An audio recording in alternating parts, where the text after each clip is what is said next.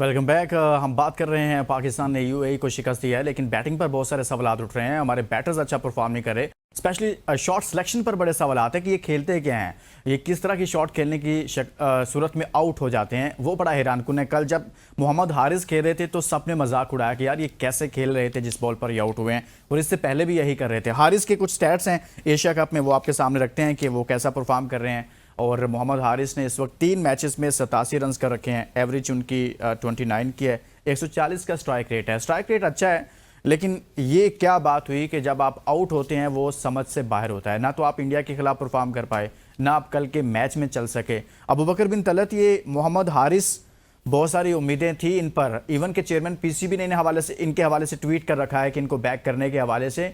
Sir, ये क्या खेलते हैं, किस तरह की शॉट्स खेलते हैं ये जिस पर ये आउट होते हैं? वन ट्राई नेशन सीरीज से अभी तक हमने मोहम्मद हारिस को 1 डाउन पे भी खिलाया, 2 डाउन पे भी खिलाया, नंबर 6 पे भी खिलाया, नंबर 7 पे भी खिलाया। तो डिस्पाइट द फैक्ट कि मोहम्मद हारिस के अंदर हार्ड हिटिंग की पोटेंशियल तो जरूर मौजूद है, लेकिन क्या इस किस्म की हार्ड हिटिंग इंटरनेशनल और करंट सिचुएशन में मोहम्मद हारिस पाकिस्तान को डिलीवर कर सकते हैं? ये तो उन्होंने प्रूव करना था, जो कि अभी तक हमें लग रहा है कि इंपॉर्टेंट सिचुएशंस में अभी तक वो डिलीवर नहीं कर सके। आपने जो बताया वो एवरेज और स्ट्राइक रेट एक लिहाज से तो ठीक है कि स्टैट्स में अगर हम देखा जाए, लेकिन जिन मैच सिचुएशंस के अंदर मोहम्मद हारिस बैटिंग करने के लिए आए, उसके अकॉर्डिंगली बिल्कुल भी हमने मोहम्मद हारिस को अप टू द मार्क नहीं पाया। और ये एक नेचुरल फिनोमेना है कि अगर आप परफॉर्म नहीं करेंगे तो आप पे डे बाय डे प्रेशर बढ़ता जाएगा। आप किसी छोटे प्लेयर को रिप्लेस करके नहीं आए, या किसी ऐसी सिचुएशन में नहीं आए कि बी या सी कैटेगरी की टीम है और आपके पास बड़ा टाइम और मार्जिन मौजूद है कि आपने अपने आप को जी। मनवा लेना है। ये पाकिस्तान की इंटरनेशनल क्रिकेट टीम है, यहाँ पर अगर आपने परफॉर्म नहीं किया तो यहाँ पर लाइन लगी हुई है और भी ज्यादा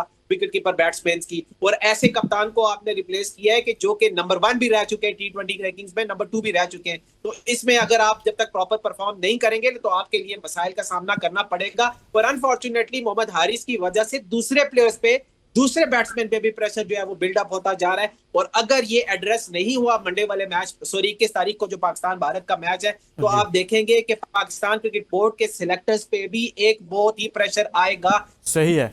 अच्छा शाहनवाज राणा साहब, ये बड़ा अहम है कि हारिस जैसा बैटर जिसके लिए चेयरमैन पीसीबी ने एक ट्वीट कर रखा है उनका नाम लेकर, उनको बैक करने के हवाले से, वो इतना अच्छा परफॉर्म नहीं कर पा रहा है। फिर हमारे बाकी बैटर्स भी कोई तसलसल हमें नज़र नहीं आ रहा। फिर हसन नवाज है, वो भी उस तरह से परफॉर्म नहीं कर पा रहा। तो बैटर्स की जो बेसिकली जो बात आ रही है वो ये आ रही है कि जी इनकी शॉट सिलेक्शन ठीक नहीं है। यानी कि उस बॉल पर वो ऐसी शॉट खेलने की कोशिश करते हैं जो बनती नहीं है और फिर आउट हो जाते हैं। कोचेस साथ में मौजूद हैं। सर, ये क्यों बेहतर नहीं हो पा रहे? देखिए जी, बात ये जो मुझे नजर आता है ना लुकमान, वो तो ये नजर आता है कि पाकिस्तान टीम इंतहाई प्रेशर में है।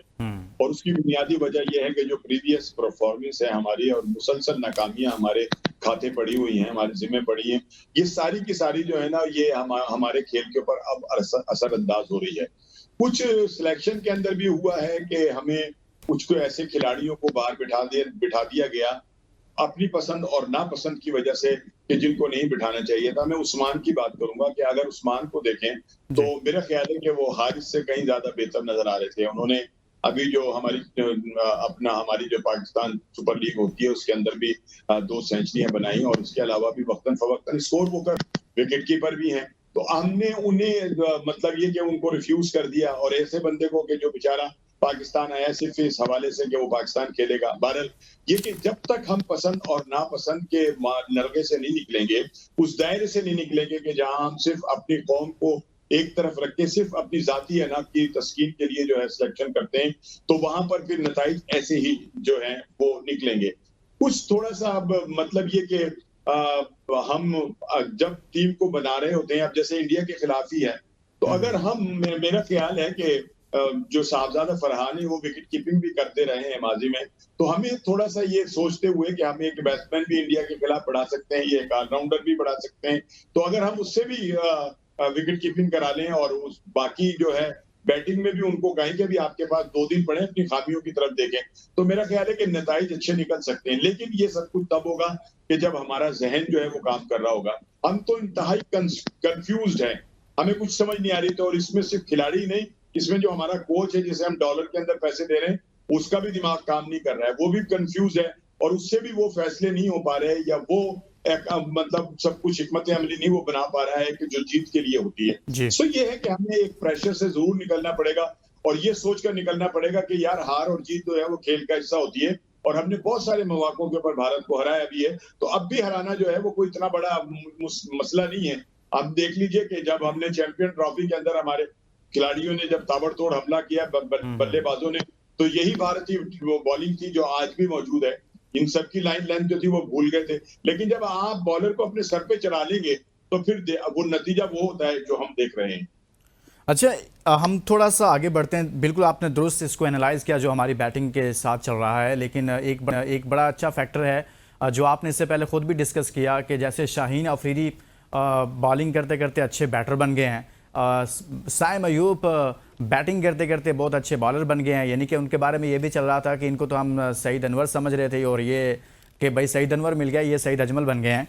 तो ये भी एक बड़ी हमारा सानेहा भी तो यही है। हाँ। कि हम एक इनिंग के अंदर सईद अनवर बना लेते हैं, एक इनिंग में इंजमामुल हक बना देते हैं, एक इनिंग के अंदर हम उसको अपना मोहम्मद यूनुस बना देते हैं, मोहम्मद यूसुफ बना देते हैं। यहीं आकर तो खराबियां पैदा होती हैं। हम अपने खिलाड़ियों को ये नहीं कहते कि तुम कोशिश करो, मजीद अच्छा होने की कोशिश करो, फिर तुम्हारा नाम जो है वो बढ़ेगा। एक लम्हे के अंदर जनाब, और हमारे साबिका कप्तान ने जो अब टीम का हिस्सा नहीं है अपना T20 की, ये उनकी पसंद थी और उन्होंने इनको बेदरेक जो चांस दिया, टेस्ट में भी दिया, वनडे में भी दिया, T20 में भी दिया और उनसे कुछ भी ना हो सका। हमने एक इतनी बड़ी मतलब ये कि एक्सपेक्टेशन जो है वो हम कायम कर लेते हैं किसी से भी कि वो फिर हमारे लिए एक मुसीबत जो है वो बन जाती है और ये हमें नजर आ रहा है। अच्छा, कुछ बात करते हैं आज के मैच के हवाले से, और आज बड़ा इंटरेस्टिंग सा मैच है अफगानिस्तान वर्सेस श्रीलंका। सर, अफगानिस्तान अभी शिकस्त का सामना करना पड़ा उसे, बांग्लादेश से उसे शिकस्त होगी और काफ़ी ज़्यादा उनके प्लेयर्स बड़े गुस्से में नज़र आए। शायद वो तवक्को नहीं कर रहे थे कि हम बांग्लादेश से हार जाएंगे, और उनके कप्तान राशिद खान इवन के अंपायर के साथ थोड़ा सा वो उलझने की कोशिश कर रहे थे। आज का मैच आपको क्या लगता है, श्रीलंका अपने उस दूसरे ग्रुप में बड़ा अच्छा परफॉर्म कर रही है, क्या अफगानिस्तान को शिकस्त दे देगी श्रीलंका? देखिए, बात पता क्या है, ये भी बड़ा मगरूर हुए थे जो है ना अफगानी, और इनको भारतीय टीम ने कह दिया था कि ये हमारे बाद दुनिया की दूसरी बड़ी टीम है, ठीक है ना। तो वो जो फूंक भरी थी ना, वो ही इनके लिए जो थी वो आफत बन गई, और ये बड़े मगरूर होकर ग्राउंड के अंदर जो थे वो आ रहे थे और ये सोच करके हम दुनिया की दूसरी बड़ी नंबर टीम है, क्योंकि भारत ने कहा, हालांकि ये भारत नवाज हैं, इस वजह से ही तो भारत ने उनको ये कहा कि ये दुनिया की दूसरी नंबर की टीम है। तो बात असल में ये है कि दूसरा वो पंजाबी में एक मिसाल है कि वो डिगया होती तो गुस्सा में आते, ठीक है ना। अबे तुम्हारे अपनी गलतियों से हो, आपकी बैटिंग फेल हो गई, आप जज्बाती होकर उल्टे पुल्टे मारना शुरू हो गए, गुस्सा आप अंपायर के ऊपर निकाल रहे हो, ठीक है ना। तो बहरहाल आज का जो मैच है, मेरा ख्याल है, मेरा जाती मतलब मेरी ये सोच है कि एक तगड़ा मैच होना चाहिए, क्योंकि ये दोनों की सर्वाइवल का मसला है, और ज्यादा जो मुश्किल है सूरत हाल वो अफगानिस्तान के लिए है कि अगर अफगानिस्तान हार जाता है तो फिर उसका टूर्नामेंट से जाना ही जो है वो ठहरता है। लिहाजा ये है कि आज जो मैच है उसको हम एक बड़ा अच्छा मैच जो है वो देख सकते हैं, लेकिन श्रीलंकन टीम जो है वो भी किसी तौर इस टूर्नामेंट के अंदर हमें दोनों मैचों में कहीं पर भी कभी कम नजर नहीं आई। उनकी बैटिंग भी, उनकी फील्डिंग भी, उनकी बॉलिंग भी। लिहाजा ये है कि आज अफगानिस्तान वालों को जरा सोच समझकर मैदान में उतरना पड़ेगा, और वो जो एक हवा भर दी थी भारत ने उनके अंदर, उससे उस हवा को निकाल कर फिर वो ग्राउंड में आए। हाँ, वो जो असल हवा थी ना जिसने इनका दिमाग ख़राब किया हुआ था वो यही थी, और फिर सवालात करवाए जाते थे। स्पेशली इंडियन सहाफ़ी ये सवाल करते होते थे अक्सर प्रेस कॉन्फ्रेंसेस में कि ये जी सेकंड दूसरे नंबर की टीम है इस वक्त एशिया में अफगानिस्तान, लेकिन जो आप बांग्लादेश ने उसके साथ किया है उसके बाद कम से कम आप जहन से ये निकाल दे तो फिर ही श्रीलंका का मुकाबला होगा। बहुत बहुत शुक्रिया, शाहनवाज राणा साहब हमारे साथ मौजूद थे। क्या मैं एक जुमला कहना चाहूंगा अगर टाइम जी हो जी तो? सर, जी सर। मैं ये पैगाम देना चाहूंगा इरफान पठान को, हाँ, कि इरफान पठान साहब, ये ठीक है कि आप भारत में रहते हैं और आपकी जरूरत है कि आप उनकी मुकम्मल तौर पे जो है ना वो टीसी करें और उनके मुकम्मल तौर के ऊपर जो है उनके सामने हाथ बांधकर खड़े हो जाएं।